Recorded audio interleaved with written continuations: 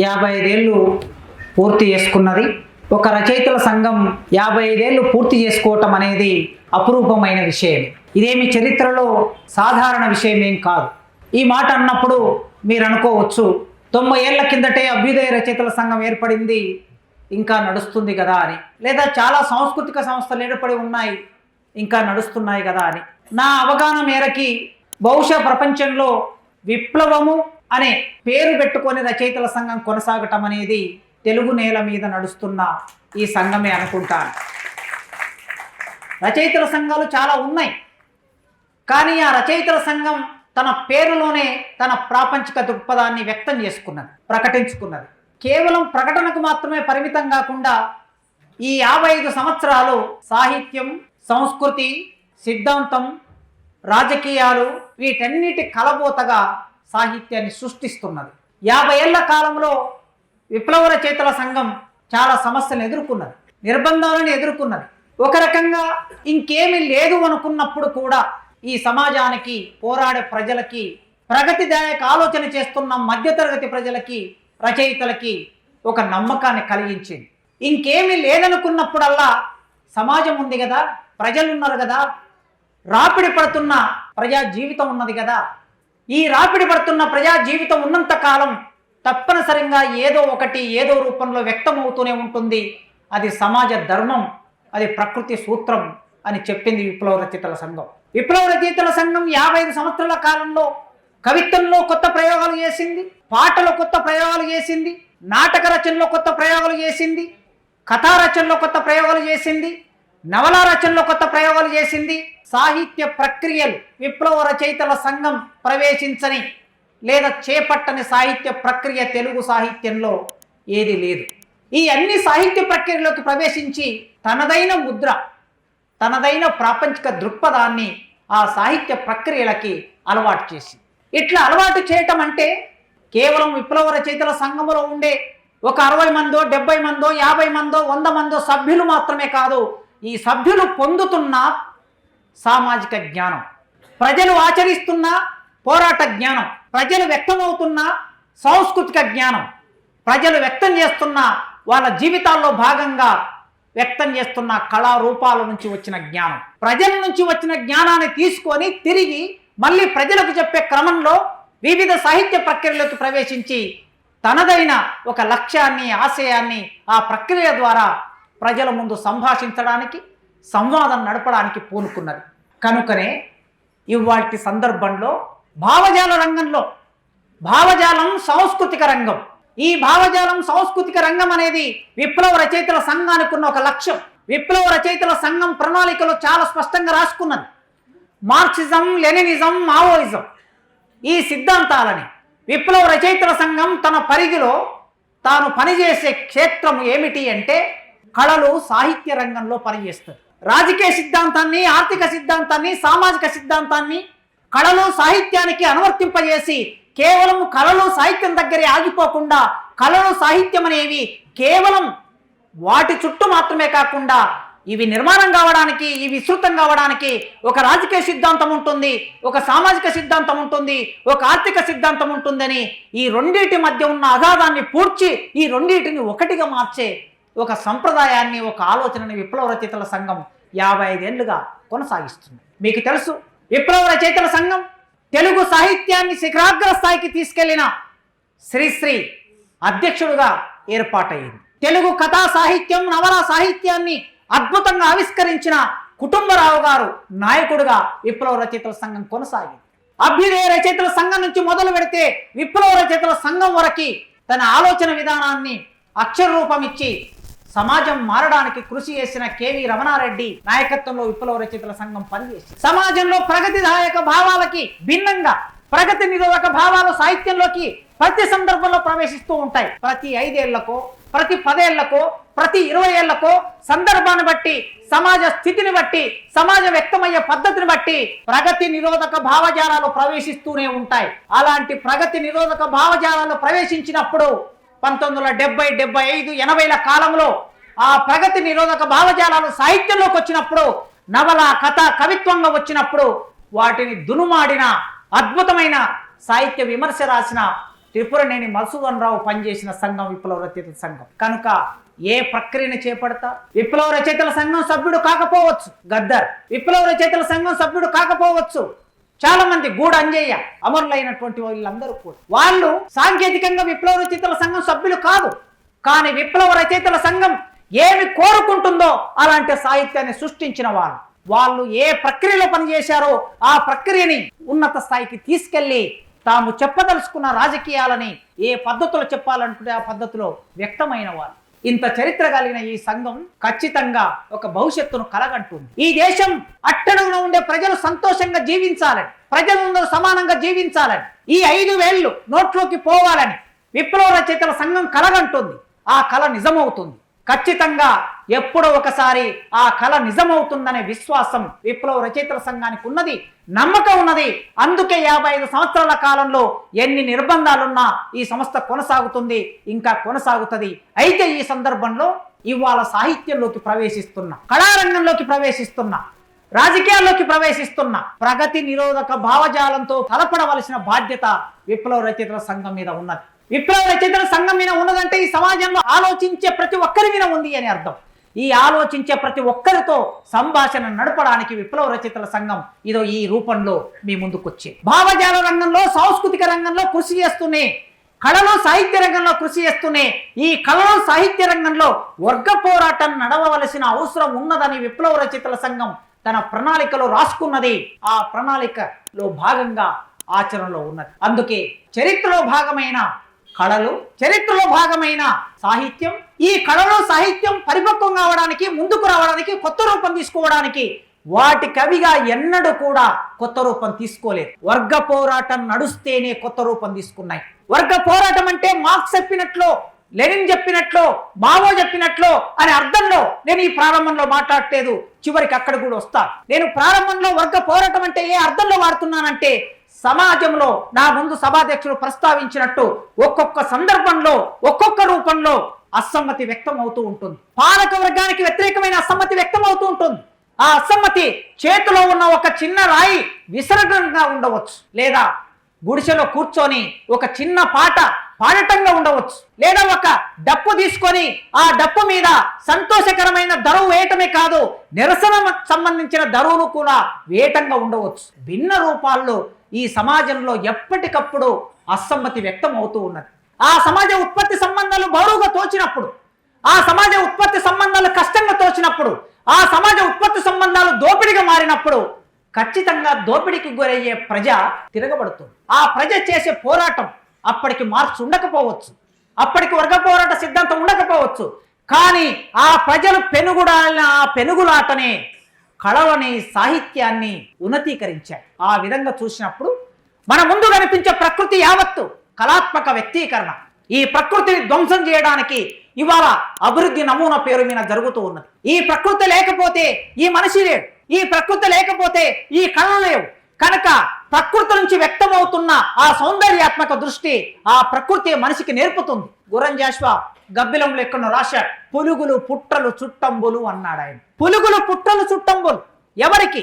అరుంధతి సుతుడికి. ఎవరి అరుంధతి సుతుడు? అంటరానివాడు, ఊరికి దూరంగా ఉండేవాడు. ఈ ఊరు రానివ్వదు, ఊరు దగ్గరికి రానివ్వదు, ఊరు కౌగలించుకోదు, ఊరు మాట్లాడదు, ఊరు ముట్టుకోదు. మరి ఈ మనిషికి చుట్టాలెవరు అంటే అడవిలో ఉండే పక్షులు, అడవిలో ఉండే చెట్లు, అడవిలో ఉండే పుట్టలే చుట్టాలవుతాయి అన్నాడు. కనుక ప్రకృతి సౌందర్యాత్మకమైన వ్యక్తీకరణ అయినప్పుడు, ఆ ప్రకృతిలో మనిషి భాగమైనప్పుడు అక్కడి నుంచే ఉత్పత్తి అయినా, అక్కడి నుంచే కళ అయినా, అక్కడి నుంచే సాహిత్యమైనా మనం ప్రారంభం చేస్తాం. కనుక ప్రకృతి తమ అవసరాల కోసం సృజనాత్మకంగా మానవుడు, ప్రారంభ మానవుడు ఆదిమ సమాజంలో వ్యక్తమైనప్పుడు, ఈ ప్రకృతి ఒక ఉత్పత్తి సాధనంగా మారినప్పుడు తప్పనిసరిగా ప్రకృతిని ధ్వంసం చేసుకుంటే, ప్రకృతిలో ఉండే వనరులని పూర్తిగా ధ్వంసం చేసుకుంటే, సామ్రాజ్యవాద కంపెనీలకి తాకట్టు పెడితే చిట్ట చివరికి మనిషికి ఏం మిగులుతుంది, ఈ దేశంలో ఉండే మనిషికి ఏం మిగులుతుంది అనే ప్రశ్న ఇవాళ సమాజం ముందు చర్చనీయాంశంగా చర్చనీయాంశంగా ఉన్నది. అందులో అందరూ నిమగ్నం కావలసి ఉన్నది, ఆ చర్చని కొనసాగించవలసి ఉన్నది. ఈ సమాజ చైతన్యము ద్వారా మనిషి ప్రకృతిలో భాగమైనప్పుడు, ఆ ప్రకృతితో పోరాటం చేస్తున్నప్పుడు, ఒక్కొక్కసారి ఆ మనిషిని ప్రకృతి తన విశ్వరూపం ప్రదర్శించినప్పుడు ఆ మనిషి దాని నుంచి తట్టుకోలేక అందులోనే చనిపోయిన సందర్భాలు కూడా కనిపిస్తాయి. ఒక వరద, ఒక ఎండ, ఒక చలి, మంచు, ఇలా భిన్నమైన సందర్భాల్లో ఆ ప్రకృతి దాడికి మనిషి తట్టుకోలేనప్పుడు మెల్లగా బలం పుంజుకొని తిరిగి మళ్ళీ ప్రకృతితో పోరాటం చేయడం మొదలుపెట్టాడు మనిషి. ఇక ప్రకృతితో పోరాటం చేయడం తప్పిస్తే ఇంకో మార్గం లేదు. ఆ ప్రకృతిలోనే కలిసి జీవించాలి కనుక ఇంకొక మార్గం లేదు. అందుకే తన ప్రకృతిని తన వశం చేసుకోవడానికి, ఆ ప్రకృతిని ఉత్పత్తి సాధనంగా మార్చుకోవడానికి, ఆ ప్రకృతిని మానవ జీవితానికి అనుగుణంగా మార్చుకోవడానికి చేస్తున్న పెనుగులాట పోరాటం నుంచి మనిషి జ్ఞానం పొందటం మొదలుపెట్టాడు. ఉరుమెందుకు ఉరుముతుంది, వానెందుకు వస్తుంది, పిడిగెందుకు పడుతుంది, మంచు గడ్డెందుకు గడుతుంది, ఇవన్నిటిని తన జ్ఞానంతో, తన పంచేంద్రియాలతో వాటి నుంచి జ్ఞానం పొంది మెల్లగా చైతన్యం పొందటం ప్రారంభించాడు. ఈ చైతన్యమే మనిషి చైతన్యానికి మూలం. ఏమిటి అంటే మనిషి చైతన్యానికి మొట్టమొదటి మూలం ప్రకృతి. దాని నుంచి పొందినటువంటి ఆ చైతన్యం వలన భిన్నంగా ప్రకృతిని వ్యాఖ్యానించటం, భిన్నంగా దాన్ని ఉపయోగించుకోవటం, దాన్ని ఒక ప్రారంభ ఉత్పత్తి సాధనంగా మార్చుకోవటం అనేది మనిషి చేస్తూ ఉంటాడు. మానవ జీవిత పరిణామం, మనిషి చైతన్యం, ఈ రెండు ఒకదానితో ఒకటి ముడిపడి ఉంటాయి. తన అవసరాల కోసం, భవిష్యత్తు అవసరాల కోసం మనిషి ఈ ప్రకృతిని ఉపయోగించుకుంటూ దానిలో భాగం అవుతూ పొందిన విజ్ఞానం ద్వారా దానిని ఒక ఉత్పత్తి సాధనంగా మార్చుకున్న క్రమంలో చరిత్ర నిర్మాణం అవుతూ ఉంటుంది. చరిత్ర నిర్మాణం అనేది వ్యక్తుల ఇష్టాయిష్టాలతో నిర్మాణం కాదు. ప్రకృతిలో జరిగిన పోరాటాల్లో భాగంగా, ఆ ప్రకృతి ముందుకు వెళ్ళిన దాంట్లో భాగంగా సామాజిక చరిత్ర నిర్మాణం అవుతుంది, దేశ చరిత్ర నిర్మాణం అవుతుంది. ఒకసారి నిర్మాణమైన చరిత్ర మన ఇష్టం ఉన్నా ఇష్టం లేకపోయినా అది రికార్డ్ అయి ఉన్నది. ఇవాళ కొత్త చరిత్ర కావాలనుకున్నప్పుడు తిరిగి ఆ కొత్త చరిత్రను కూడా మనుషులు నిర్మాణం చేసుకుంటారు తప్ప దేశ ప్రధానమంత్రులు, పార్లమెంటో, ముఖ్యమంత్రి, రాజకీయ నాయకులు నిర్మాణం చేసుకుంటే నిర్మాణం అయ్యేది కాదు. చరిత్ర ఆల్రెడీ నిర్మాణం అయి ఉన్నది. అది ప్రజల చరిత్ర అనుకుంటే. పాలకవర్గాల చరిత్ర కావాలనుకున్నప్పుడల్లా పాలకవర్గాలు తమకు అనుకూలంగా చరిత్రను రాయించుకోవచ్చు. కానీ ప్రజల చరిత్రను కాదనే, కొద్ది కాలం కాదనవచ్చు, కొద్ది కాలంలో పాఠంలో ఉండకపోవచ్చు, కొద్ది కాలంలో బయటకు వ్యక్తం కాకపోవచ్చు, అంత మాత్రాన చరిత్ర మరుగున పడిపోయే పరిస్థితి ఉండదు. ఆ చరిత్ర ఎట్లా నిర్మాణం అవుతుందంటే ప్రజలు చేసిన పోరాటంతో చరిత్ర నిర్మాణం అవుతుంది. మనుషులు తమ ఇంద్రియ జ్ఞానం ద్వారా పొందినటువంటి ఈ జ్ఞానం చివరికి ఎలా వ్యక్తం చేస్తారు? సౌందర్యవంతంగా వ్యక్తం చేస్తారు. తాము పొందిన జ్ఞానాన్ని తిరిగి విప్లవ రచయితలు ప్రజల నుంచి పొందిన జ్ఞానాన్ని తిరిగి మళ్ళీ ప్రజలకు ఎలా చెబుతారో, ఆనాటి కాలంలో మనిషి ప్రకృతి నుంచి పొందిన జ్ఞానాన్ని, ఇంద్రియాల ద్వారా పొందిన జ్ఞానాన్ని తిరిగి మళ్ళీ సౌందర్యాత్మకంగా వ్యక్తం చేయటం. సూర్యుడు, చంద్రుడు, మేఘాలు, పువ్వు, కాయ, పండు, వృక్షం, పచ్చదనం, ఇది మొత్తం మనిషి తాను పొందిన జ్ఞానం తిరిగి సౌందర్యాత్మకంగా వ్యక్తం చేయటం అనేది చూస్తాడు. శిశిరం, వసంతకాలం, శిశిరం, ఈ రెండింటి మధ్య ఉండే ఒక గతితార్కిక సంబంధం ఉంటుంది. ఇప్పుడు ఈ శిశిర కాలంలో ఏమి పూస్తాయి? మోదుగ పువ్వులు పూస్తాయి. వసంతకాల ప్రారంభంలో మోదుగ పువ్వులు వచ్చినప్పుడు ప్రకృతి మొత్తం రాలిపోయి ఉంటుంది. ఆకురాలు కాలం అంటాం. ఈ ఆకురాలు కాలంలో ఒక నమ్మకం ఏమిటయ్యా అంటే మోదుగ పువ్వు ప్రకృతినంతా ఎరుపుమయంగా మారుస్తూ ఉంటుంది. ఈ ప్రకృతినంతా ఎరుపుమయంగా మార్చే ఒక మామూలు విషయమే కావచ్చు. నన్నచెవుడు పూరవులు పూచాయి, కొండ గోగులు పూచాయి. ఈ ప్రకృతిలో పూరవులు, కొండ గోగులు ఈ అన్ని పూచి వీటన్నిటికన్నా ముందు ప్రకృతిలో పూసిన పుష్పం ఏమిటయ్యా అంటే ఆమని. ఈ ఆమని కాలంలో ప్రకృతిలో పూసిన పువ్వు మోదుగ పువ్వు. అది ప్రకృతిని ఎంత అందంగా మలుస్తుందో ఆ పద్యంలో చెప్పాడు ఆయన. కేవలం నన్నెచోడు మాత్రమే కాదు, ఎవరైనా సరే ఆ ప్రకృతిని దర్శించిన తర్వాత తిరిగి మళ్ళీ చెప్పడం అనేది ఇది ఒక కళగా మానవ జీవితంలో భాగమవుతుంది, మానవ జీవితంలో నిర్మాణం అవుతుంది. హృదయానుభూతి, మేధో విశ్లేషణ ఈ రెండు వేరు విషయాలు కాదు. హృదయానుభూతి, మేధో విశ్లేషణ అనేది కూడా ఈ రెండింటి మధ్య ఉండే గతితార్కిక సంబంధం. నారాయణ రెడ్డి గారు ఒక సందర్భంలో అన్న, కవిత్వం అంటే ఏమిటయ్యా అంటే చాలా సింపుల్గా అయినా హృదయగత వ్యాపారము అన్నా. కవిత్వం అంటే ఏమిటంటే హృదయగత వ్యాపారము అన్నాడు. మరి మెదడుకి ఇక్కడ ఏమి సంబంధం లేదా అనే ప్రశ్న వస్తుంది సహజంగా. హృదయగత వ్యాపారం మాత్రమే కాదు, అది మెదడుతో సంలీనం చెందుతుంది.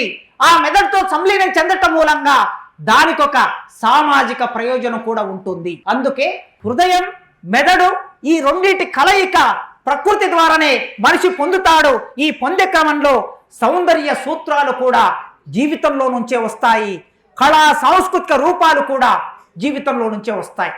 ఒక మనిషికి కలిగిన భావన ఒక కళారూపంగా వ్యక్తమవుతుంది. ఒక దూడను చూసినప్పుడు, లేగ దూడ తల్లి పాలను తాగి ఆ గరిక మైదానాల్లో సయ్యాటలాడుతున్న లేగ దూడను చూసినప్పుడు, దూడమ్మ నాయి దూడ నా బొల్లి కోడె దూడ అని దూడ మీద పాడుకుంటా.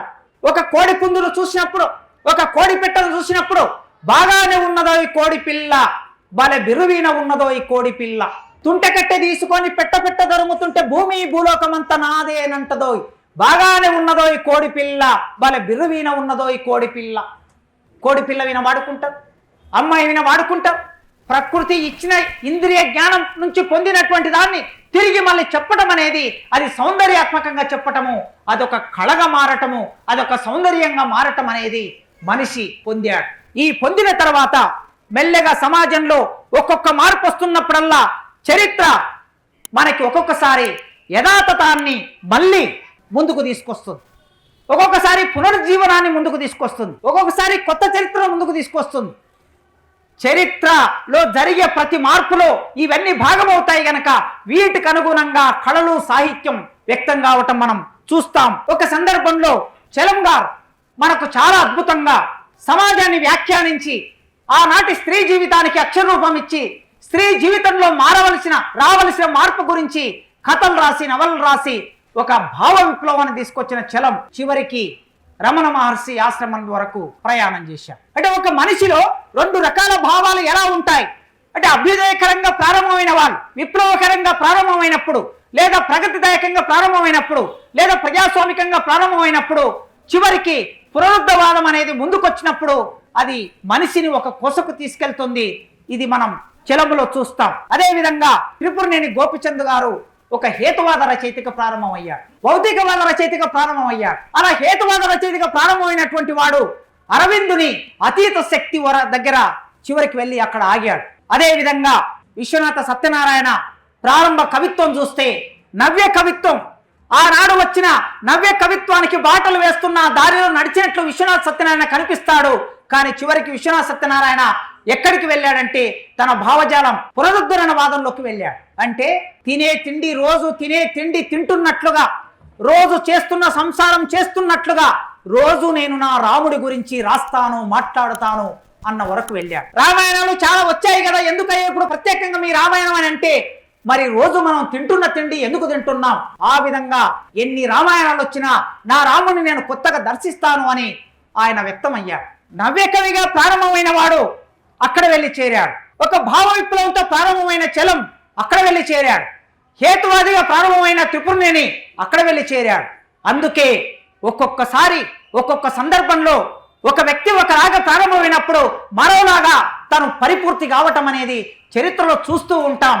అది ఆ సమాజంలో ఆ సందర్భంలో వచ్చినటువంటి భావజాలంగా ఆలోచనగా మనం అర్థం చేసుకోవాలి. ఆదిమ సమాజంలో ఆర్యులు భారతదేశంలోకి వచ్చిన తొలి రోజుల్లో కళలు సాహిత్యం ఎట్లా వ్యక్తమయ్యాయని మనం చూస్తే ఒక రకంగా వారు వైదిక సాహిత్యం అంటాం. మొట్టమొదటి వైదిక సాహిత్యంలో ఋగ్వేదాన్ని మనం ప్రామాణికంగా చెప్తున్నాం. ఈ ఋగ్వేదంలో వాళ్ళు ఎట్లా వ్యక్తమయ్యారో చూస్తే, వరుణ నీ అనుగ్రహం కోసం నీ హృదయాన్ని మంత్రాలతో బంధిస్తాము అని ప్రారంభమయ్యారు. వర్షం కావాలి, మనిషి జీవించాలంటే వర్షం కావాలి, నీళ్లు కావాలి. నీళ్లు కావాలనుకున్నప్పుడు ఆ వర్షపు దేవుణ్ణి ఈ మానవుడు అంటే ఈ కాలపు మానవుడు ఎలాంటి కళాత్మకంగా వ్యక్తమవుతున్నా చూడండి. వరుణ నీ అనుగ్రహం కోసం నీ హృదయాన్ని మంత్రాలతో బంధిస్తాము. రథానికి సారథి అశ్వాన్ని బంధించినట్లుగా, రథానికి సారథి అశ్వాన్ని బంధించినట్టుగా ఇప్పుడు నిన్ను నేను చూశాను. అందరూ చూడదగ్గ నీ రథాన్ని ఆకాశంపై చూశాను. నా గీతాలను నీవు స్వీకరించావు. న్యాయ స్వరూపుడమైన వరుణుడు ప్రజల మధ్య కూర్చుంటాడు. ఆ సర్వజ్ఞుడు అందరినీ పాలించుటకై అలా కూర్చుంటాడు. వరుణ నన్ను ఊర్ధ్వ మధ్య అదో బంధనాల నుండి విముక్తిని కావించు, నేను వర్ధిల్లుతాను అని ఆ మొదటి మానవుడు ఇలా వ్యక్తమయ్యాడు. ఆ ఋగ్వేదంలో ఇలా వ్యక్తమయ్యాడు. ఇవాళ మనం వర్షం గురించి ఇలా రాస్తామా? రాస్తాం కావచ్చు. మనమంటే విప్లవ రచయితలు రాస్తామని కాదు.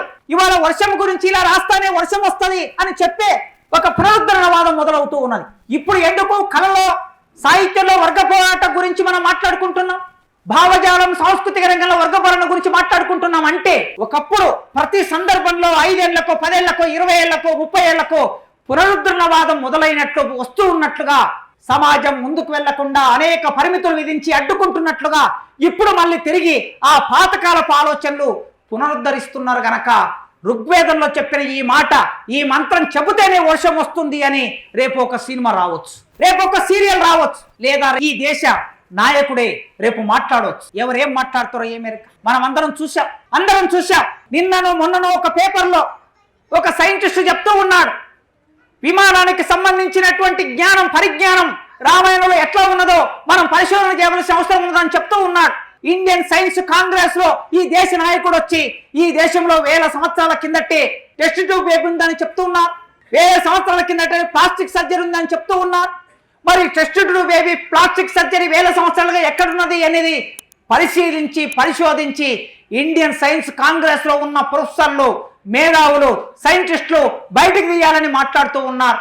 ఇలా మాట్లాడుతున్నప్పుడు రేపు వర్షం రాకపోతే ప్రతి ఊరిలో ఇదో ఈ ఋగ్వేదంలో ఉన్న ఈ మంత్రాన్ని చదవండి అని మాట వచ్చే అవకాశం కూడా, ఆ ప్రమాదాన్ని కూడా మనం కాదనలేము. వర్షం కురవకుండా ఎవరో ఒకరు అడ్డుపడతారు. ఈ దేశంలో వర్షం కురవకుండా ఎవరో ఒకరు అడ్డుపడతారు. ఈ దేశం అభివృద్ధి కాకుండా ఎవరో ఒకరు అడ్డుపడతారు. ఎవరు అడ్డుపడతారే అంటే విప్లవ రచయితల సంఘం వాళ్ళు సుందర యజ్ఞాన కేంద్రంలో సభలు పెట్టుకున్నారు.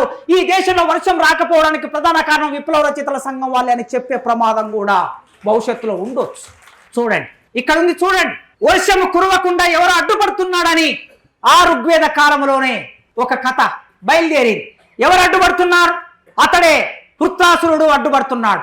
ఈ వృత్తాసురుడు అనేవాడు రాక్షసుడు అడ్డుపడుతున్నాడు.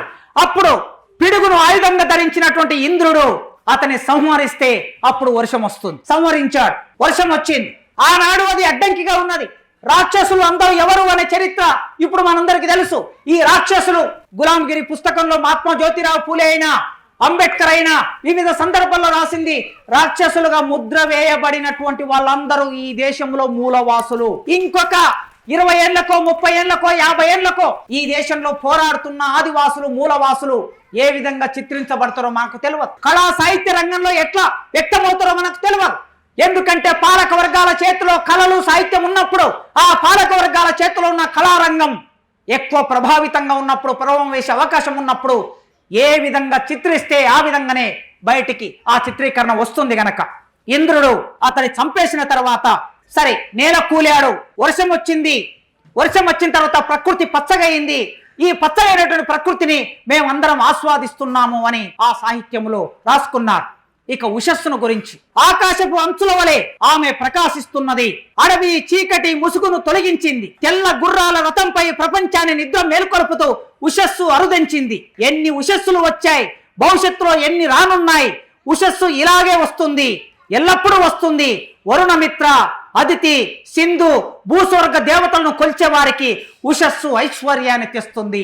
సూర్యుడి గురించి, వర్షం గురించి, ప్రకృతి గురించి ఋగ్వేద కాలంలో మనిషి ఎలా ఆలోచించాడు, ఏం మాట్లాడాడు, ఎలాంటి సాహిత్యం రాశారో మనం దీన్ని బట్టి ఆలోచిస్తాం.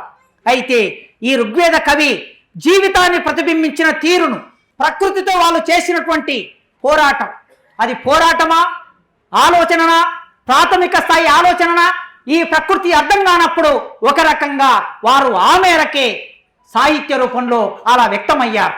దేవతల్ని స్తుతించిన విధానం మనం ఇప్పుడు చూశాం. అయితే భారతీయ కళా సాహిత్య రూపాయలైనటువంటి ఈ ఋగ్వేద కవిత్వం ఆనాటి సమాజాన్ని ఆవిష్కరించింది. ఏనాటి కవిత్వమైనా, ఏనాటి కళారూపమైనా ఆ సమాజాన్ని ఆవిష్కరించకుండా ఉండలేదు.